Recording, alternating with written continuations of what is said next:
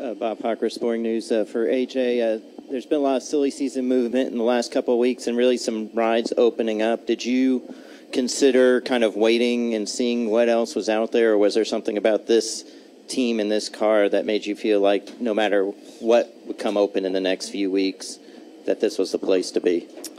Yeah, I mean, obviously it's the way NASCAR silly season is. It's just, a lot of crazy things all domino effect and start. But, I had talked with other people and honestly, I talked to Roger a lot about this move,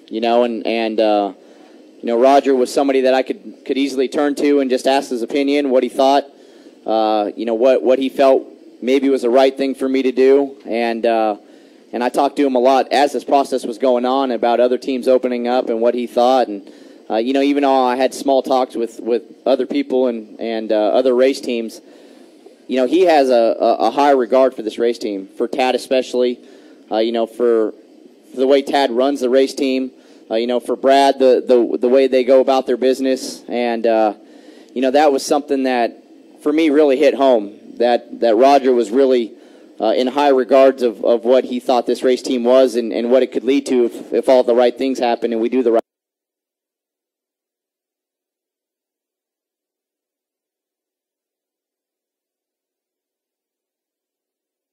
right things. So, that was something that made me feel great. And the fact that Tad and Brad, they gave me the opportunity to step in the race car already and felt like that I could really bring something in the race team was something that, I felt great about.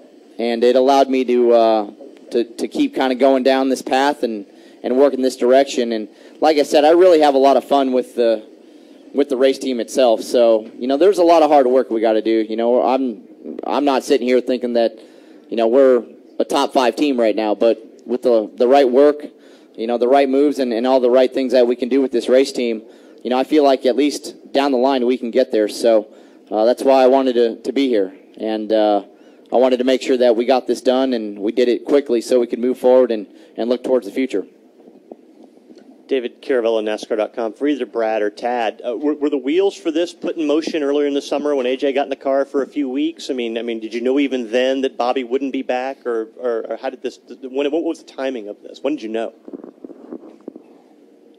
That's a great question.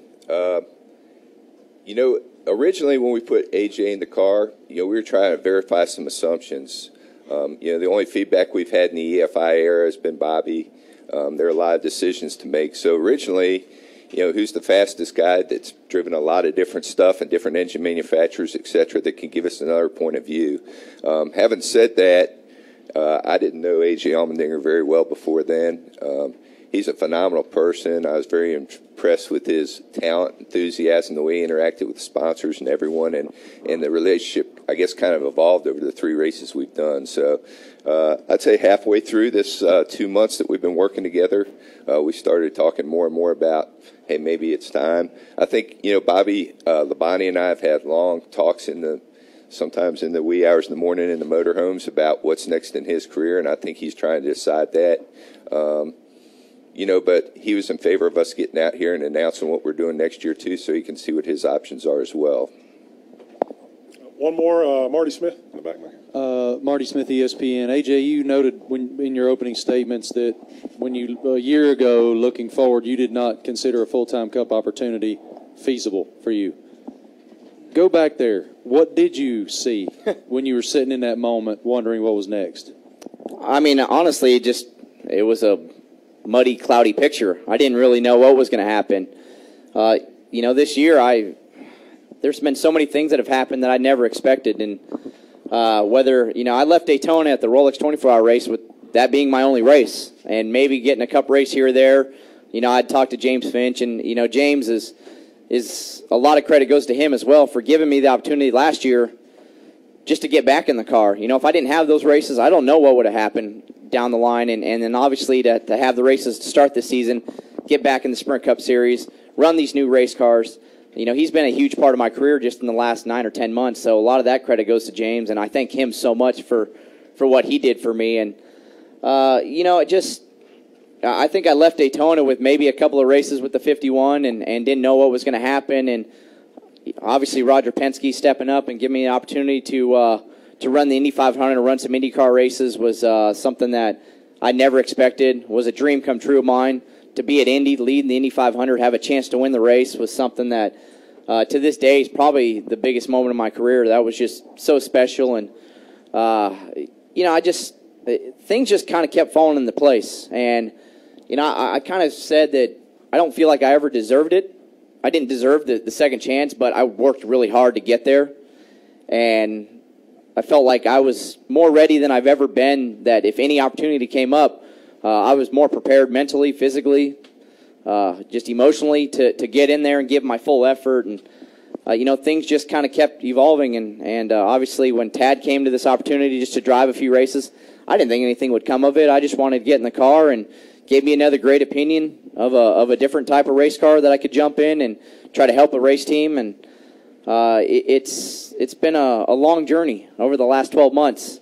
But in a strange way, I'd never change it.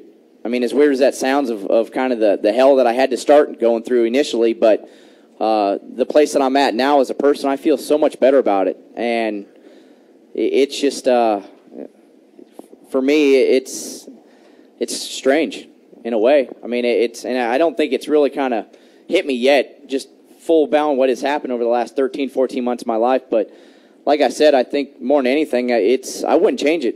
I feel so good about it now. And, I know there's still a lot of hard work ahead of me to try to get where I want to be in this sport and to get where we want as a race team to be in the sport. But it's just a great feeling to be back. And in a way, I feel like I'm playing with house money.